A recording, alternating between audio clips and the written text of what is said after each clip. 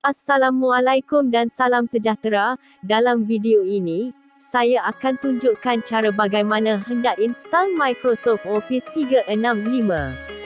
Yang pertama, kita perlukan satu device, tidak kira laptop atau komputer, serta akaun Microsoft Office 365. Mula-mula, kita buka browser di device kita, kemudian type Microsoft Office 365.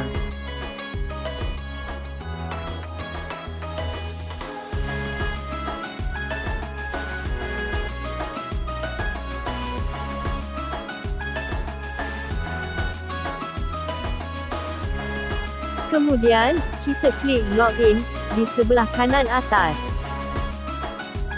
Selepas itu, masukkan alamat email dan password seperti yang telah didaftarkan.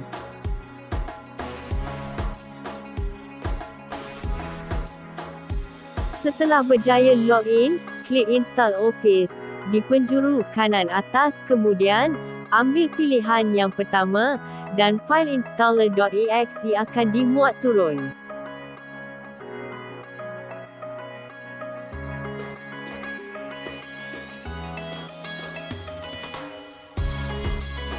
Setelah selesai muat turun, buka fail tersebut, kemudian instalasi akan bermula.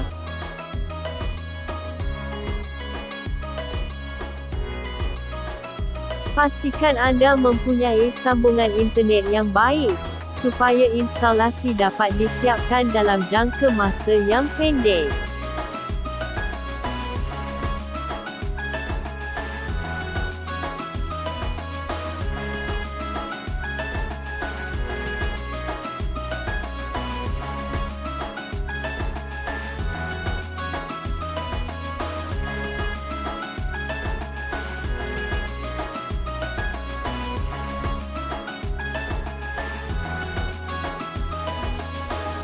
Kemudian, anda hanya perlu menanti sehingga instalasi berjaya.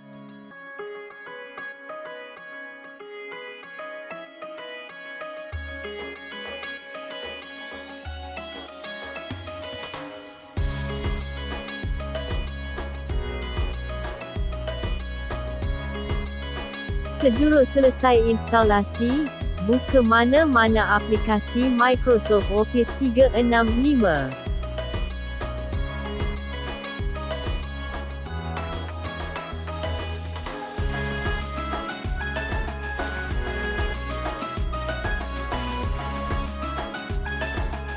Kemudian, anda akan diminta mengaktifkan akaun Microsoft Office 365 anda.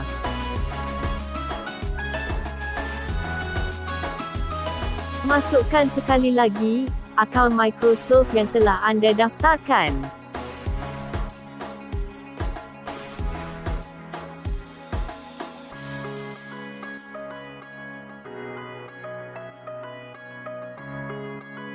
Kemudian, ikuti arahan seperti di dalam video ini. Setelah itu, anda telah berjaya menginstal aplikasi Microsoft Office 365 di device anda.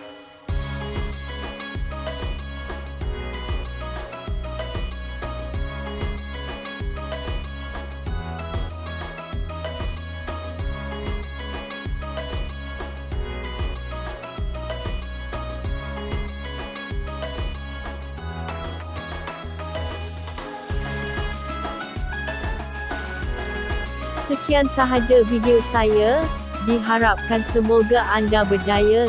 Jumpa lagi di video-video akan datang. Terima kasih.